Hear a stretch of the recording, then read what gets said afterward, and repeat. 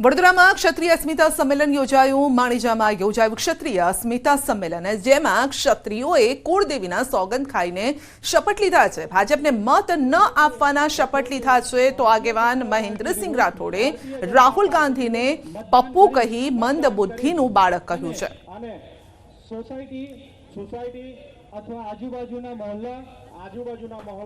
દાંતાના ભચડિયા ગામે દાંતા, અમીરગઢ અને વડગામ તાલુકાના ક્ષત્રિય સમાજના લોકોનું સંમેલન યોજાયું।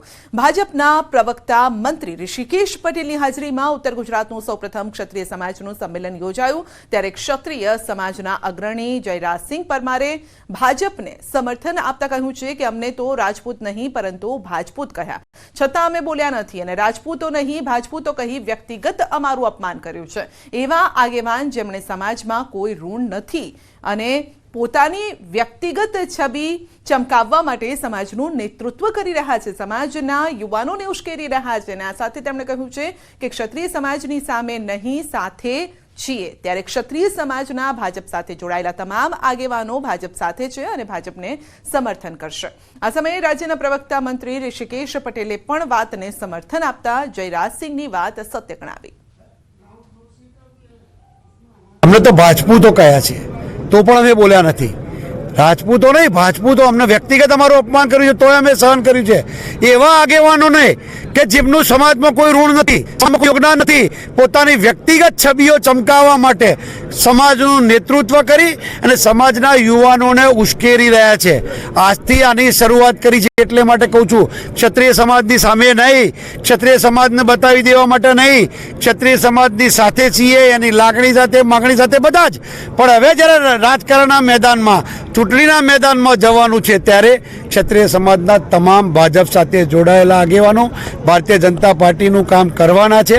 જયરાજસિંહભાઈએ, રાજેન્દ્રસિંહજીએ ખૂબ સારી અને સત્ય, સનાતન સત્યની વાત કરી અને લાગણીઓના ઘોડા ઉપર, લાગણીઓના પૂર ઉપર હંમેશા કોંગ્રેસ તૃષ્ટિકરણના કારણે સત્તા ઉપર આવતી રહી છે, પરંતુ આ વખતે પણ એનો પ્રયાસ એને કરી ચૂકી છે, અત્યારે ચાલુ પણ છે। પરંતુ મારે કહેવું જોઈએ કે હવે ક્ષત્રિય સમાજને પણ ખબર પડી છે। મતદાન વધારવા અમૂલ ફેડરેશન ચેરમેનનો નિર્ણય છે। દૂધ ઉત્પાદકો મતદાન કરે તે માટે નવી પહેલ કરાઈ છે। 1 લીટર દૂધ પર ₹1 વધુ અપાશે। મતદાનનું નિશાન બતાવ્યા બાદ મળશે રકમ અને દૂધ ઉત્પાદકો વધુ મતદાન કરે તે માટે આગવી પહેલ છે। સાબર સહિતના દૂધ ઉત્પાદકોને ફાયદો થશે।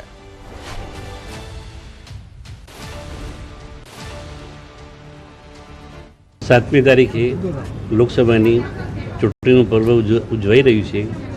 એ પ્રસંગે અમારા પશુપાલક મિત્રો મતદાન વધારે કરે તેના માટે જે પશુપાલક છે એ સવારે મતદાન કરી 7 થી 10ના ગાળામાં અને સોજે દૂધ ભરવા ટાઈમ મારા પરિવારે મતદાન કર્યું એ મંડીની અંદર બતાવશે તો 1 લીટરે ₹1 અમે પ્રોત્સાહિત આપવા માટે આગળ વધવાના છીએ દૂધ સંઘ અને ફેડરેશન માટે। આ જાહેરાત સાહેબ સાબર ડેરી પૂરતી કે આખા ફેડરેશન માટે।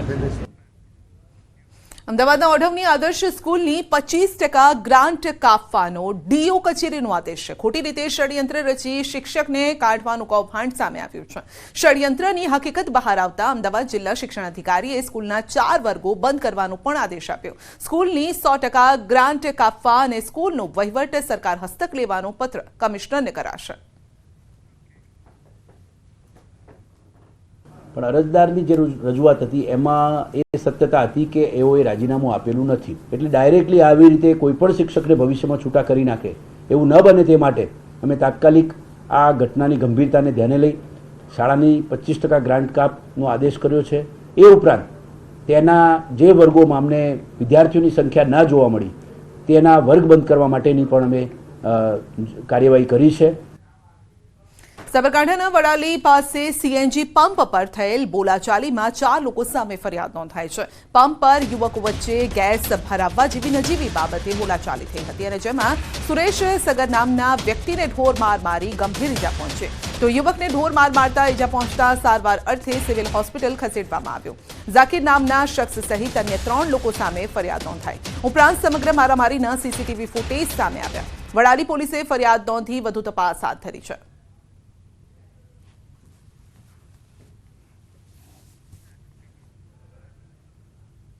મહીસાગરમાં બાળ લગ્નને લઈને તંત્રએ કરી છે લાલ આંખ. સંતરામપુરના ગોઠીપ ગામમાં યોજાતા બાળ લગ્નમાં અધિકારીઓએ પહોંચી લગ્ન અટકાવ્યા છે. અધિકારીઓએ પરિવારને સમજાવ્યા બાદ લગ્ન અટકાવવામાં આવ્યા. યુવક 21 વર્ષનો ન થાય ત્યાં સુધી તેના લગ્ન ન કરાવવા બાંહેધરી પત્ર પણ લેવામાં આવ્યો છે.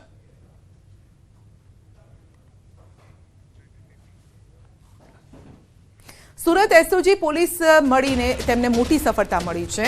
લાલગેટ વિસ્તારમાંથી અંદાજિત 1 કિલો એમડી ડ્રગ્સનો જથ્થો ઝડપી પડાયો છે. સૂત્રો મુજબ અંદાજિત 1 કરોડનું ડ્રગ્સ હોવાનું સામે આવ્યું છે. 2 બાઇક કબજે કરાઈ છે. આરોપીઓ ઘટના સ્થળેથી ફરાર થઈ ગયા છે.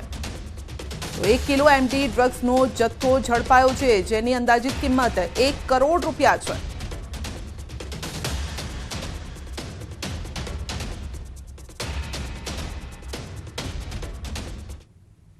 આણંદ ઉમરેઠમાં રખડતા શ્વાનનો આતંક. ઉમરેઠના સુરેલી ગામના 4 થી 5 બાળકો પર રખડતા શ્વાને હુમલો કરતા બાળકને ગંભીર ઈજા પહોંચી છે. 2 બાળકોને ઈજા પહોંચતા વધુ સારવાર માટે હોસ્પિટલ ખસેડાયા છે.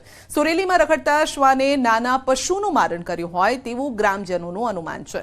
નાના પશુ બાદ બાળક પર હુમલો કરાતા સુરેલી ગામમાં ફફડાટ ફેલાયો છે. પંચાયત દ્વારા રખડતા શ્વાનોને પાંજરે પૂરવા ગ્રામજનો માંગ કરી રહ્યા છે.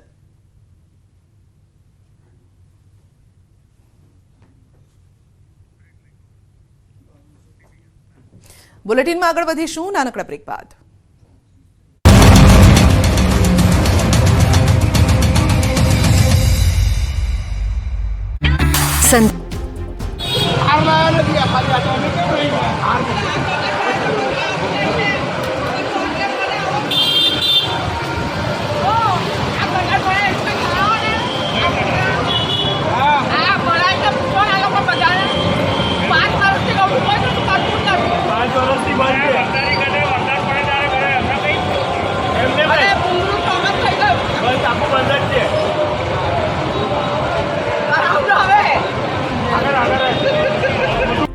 સાંભળીને માજીની આ વાત, પણ સામે પક્ષે હેમાંગભાઈએ સ્મિત રેલાવતા માજી હાથ જોડી હસતા હસતા કહ્યું, આવજો પાછા.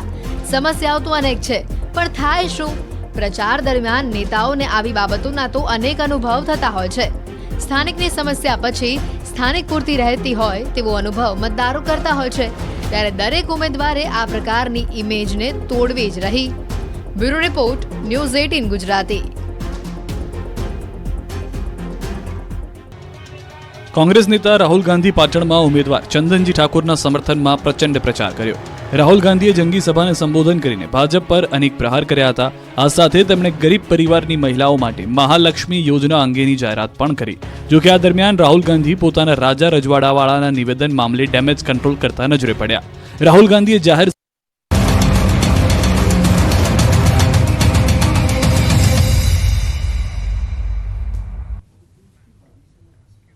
ઉમેદવારના રોડ શોમાં ભમરા ઉડ્યા છે. બનાસકાંઠાના ધાનેરામાં